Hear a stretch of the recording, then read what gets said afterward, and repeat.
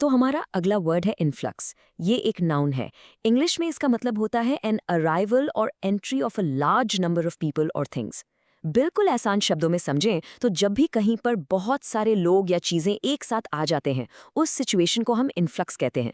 सोच लीजिए जैसे लोगों की भीड़ आ गई हो या किसी चीज की बाढ़ सी आ गई हो। चलिए इसको एक एग्जाम्पल से समझते हैं ताकि ये और क्लियर हो जाए। This city saw a huge influx of tourist during the summer festival. तो इसका मतलब क्या हुआ? इसका मतलब ये है कि गर्मियों के फेस्टिवल के दौरान शहर में टूरिस्ट का, आप कह सकते हैं, एकदम से हुजूम आ गया। मतलब बहुत बड़ी संख्या में पर्यटक शहर में आ गए। और हाँ, इन्फ्लक्स सिर्फ लोगों के लिए ही यूज नहीं होता, चीजों के लिए भी हो सकता है।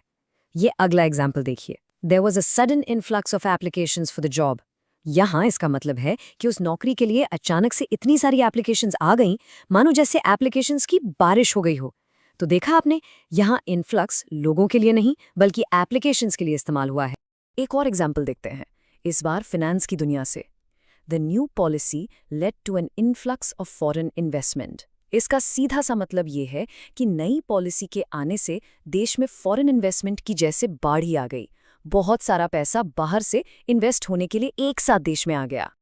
आपको ये वर्ड न्यूज़ हेडलाइंस में भी काफ़ी मिलेगा। जैसे इस हेडलाइन को देखिए, tech hubs see influx of remote workers.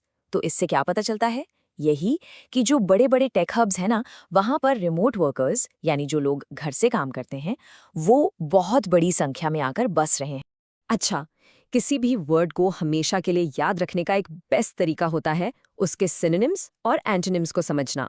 तो इन्फ्लक्स के सिनोनिम्स यानी इससे मिलते जुलते शब्दों को देखते हैं। ये है अराइवल, इन रश, फ्लड और इन पोरिंग।